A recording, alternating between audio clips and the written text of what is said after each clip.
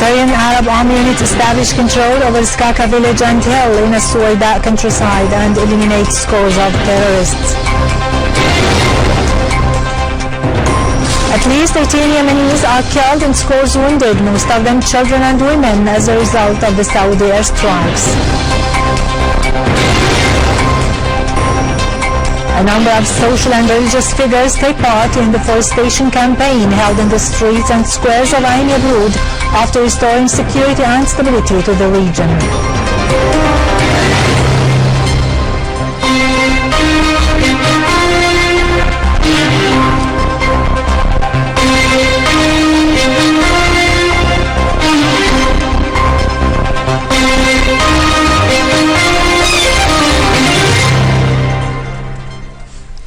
Good afternoon, ladies and gentlemen, and welcome to our news for today. Russian President Vladimir Putin renewed Moscow's firm stand in supporting President Bashar al-Assad and his government, stressing that it is the right stand. Addressing the General Assembly of the World Economic Forum in St. Petersburg in Russia, Putin said Russia was ready to continue working with President al-Assad to guarantee the way for political changes, stressing that such objective cannot be realized by foreign intervention or by using force. In reply to a question about the possibility for Russia to ask President al-Assad to step down, President Putin affirmed that nobody can raise such an issue except the Syrian people. Syria slammed the complete ignoring of facts flowing a UN report on the situation of children in Syria. During a Security Council session on children and armed conflicts, Syria's permanent representative to the UN, Bashar Jafari, said the report on Syria overlooks the true roots behind the crisis in it and abstains from recognizing the role of the countries in aiding the spread of terrorism and multiplying its grave impact on Syria's children. He criticized the suspicious disregard by the Special Representative of the UN Secretary General for Children and Armed Conflict, Leila Zarugui, and her office of the dozens of documented correspondences and letters sent by the Syrian government providing evidence against the many allegations included in this recent report and others before it. Al-Jafari referred to the lists of thousands of incidents with the date, place and names documented where schools and hospitals were attacked and children were killed at the terrorists' hands, which were sent to Zarougi's office since the beginning of the crisis. Yet, despite the government's close cooperation with Zarougi's and her office, not even one of those documented incidents and proofs was headed in the report, said Al-Jafari. This fact, he added, explains the unjustified rejection of a demand for listing the Israeli occupation in the report's attachments as a party responsible for the killing of thousands of Palestinian children in occupied Palestine and the suffering of Syrian children under occupation in the Syrian Golan. Syria's ambassador dismissed all the attempts at demonizing the Syrian government and blaming it for terrorism while ignoring the role of the terrorism-backing countries, referring to the camps set up in Syria's neighboring countries for recruiting children as young as 4, which have taken unprecedented bloody forms.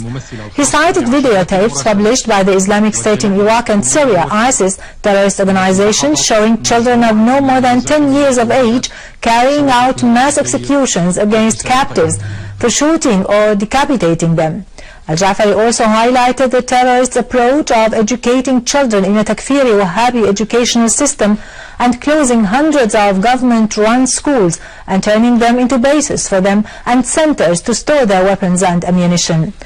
The Syrian representative to the UN reiterated call upon the United Nations to take measures to bring to account the countries supporting terrorism and enforce the Security Council's resolutions on countering terrorism. The latest was Resolution 2199. He also called on the UN to support the Syrian government's efforts towards rehabilitating affected children and integrating them into society, and take a stand to stop the war on Syria from being continuously fueled, which he warned would threaten more generations inside and outside Syria who are growing up to the images of blood and violence.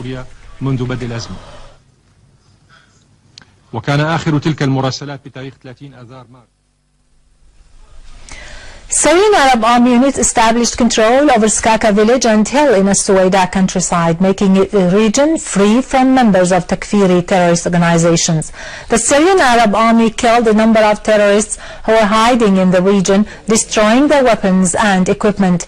In the northern countryside of Al-Qunaitira, a Syrian Arab Army unit targeted terrorist gatherings where many terrorists were killed, others injured, and their vehicles, some of which equipped with machine guns, destroyed.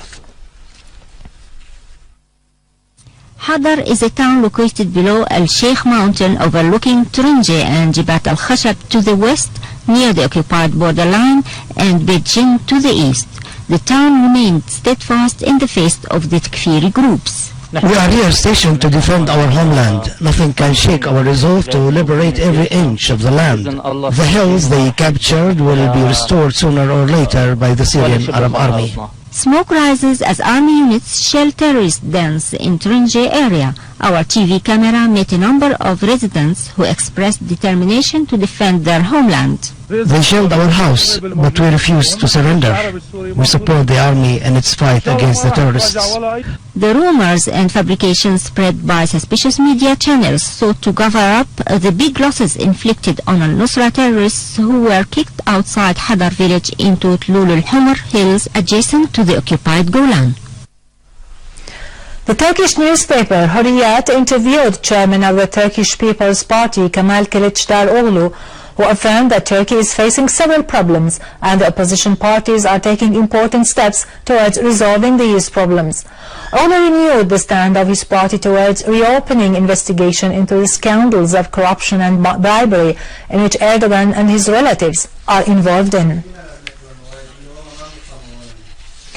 At least 18 Yemenis were killed and scores wounded, most of them children and women, as a result of the Saudi airstrikes that targeted Razah region in Sada and the explosion of a bombed car in Al-Baida. Meanwhile, a military source said that the Yemeni army and the People's Committees were able to break into the Saudi Al-Manjara position in At-Tawal region and destroy it. The source added that the Yemeni army targeted a number of Saudi positions in Jazan with scores of missiles and artillery shells. The source pointed out that the Saudi regime used the internationally banned cluster bombs on Al-Mazraq region.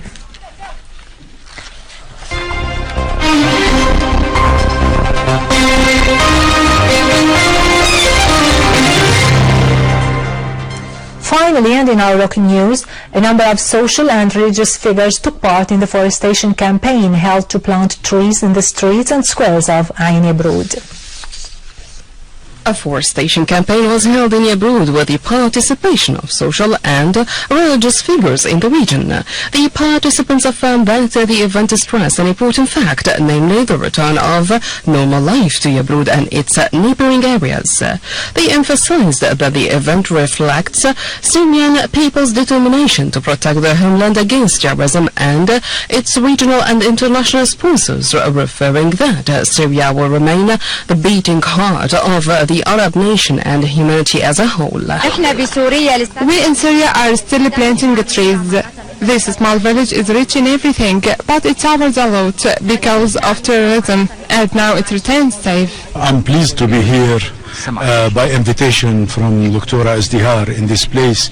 Ras Al Ain is near Yabrud, 1.5 kilometers in Al-Kalamoon Heights.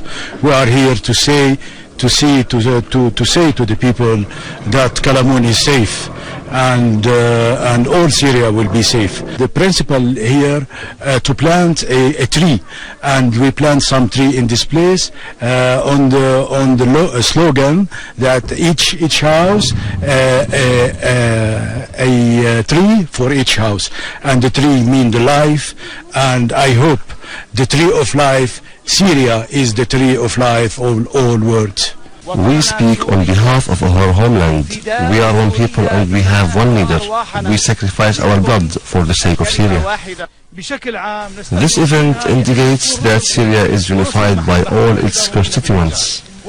We share citizenship, and as men of religion, we have to be the safety valve for our people, and we have to be messengers of love and good.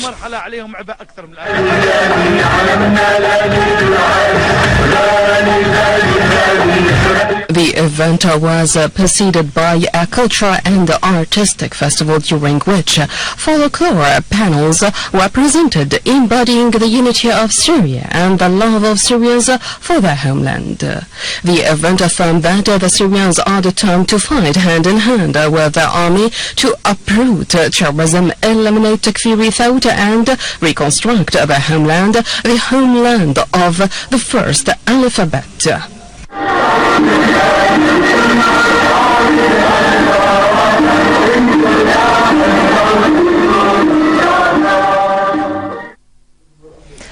With this, we conclude our news for today. Thank you for watching. For more details about Syria and the region and to view this bulletin again, you can always visit our Facebook page, Syria TV channels. You may also watch the Syrian satellite channel live on YouTube. Now to latest business and market news with Nariman Qassam, but after a short break. Stay tuned.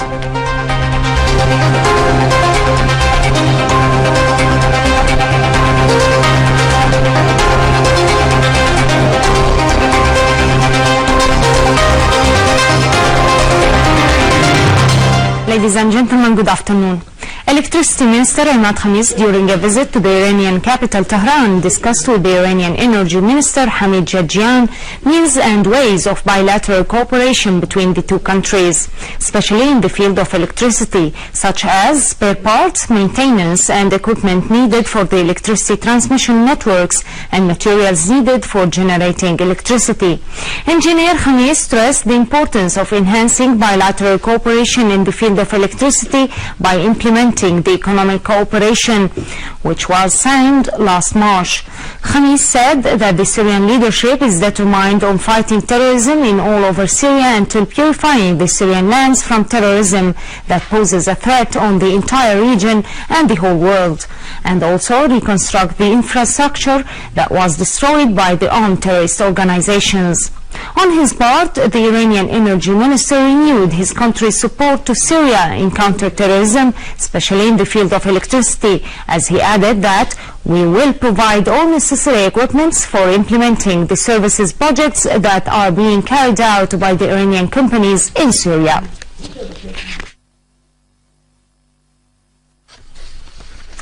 Damascus Governorate, in cooperation with the Syrian Arab Red Crescent, distributed aid packages to the locals of Al-Qadam area in Damascus. The distributed aid, which included 1,000 food packages and bread, comes in the framework of the Syrian government's efforts to meet the needs of citizens in all areas. Ahmed al-Nabilsi, Deputy Damascus Governor, said that the Governorate is coordinating with SARC in carrying out daily initiatives in Damascus to provide bread, food and fuel to areas that witnessed national reconciliation. He affirmed that these steps prove that the Syrian government sticks to its responsibilities towards the Syrian people. Damascus Stock Exchange market exceeded during the last week 32,606,000 Syrian pounds. The volume of exchange reached 336,644 shares.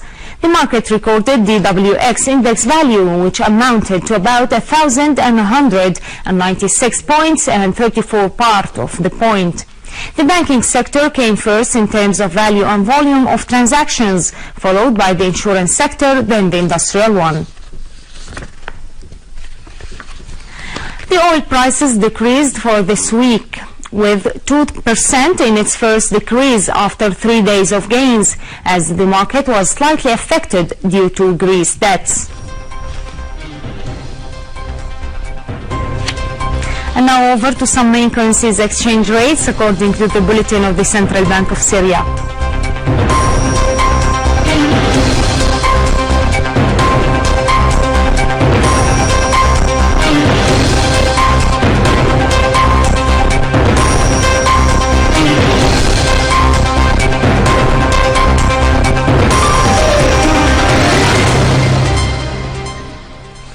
Ladies and gentlemen, this was our economic news for today. Thank you for watching. Goodbye.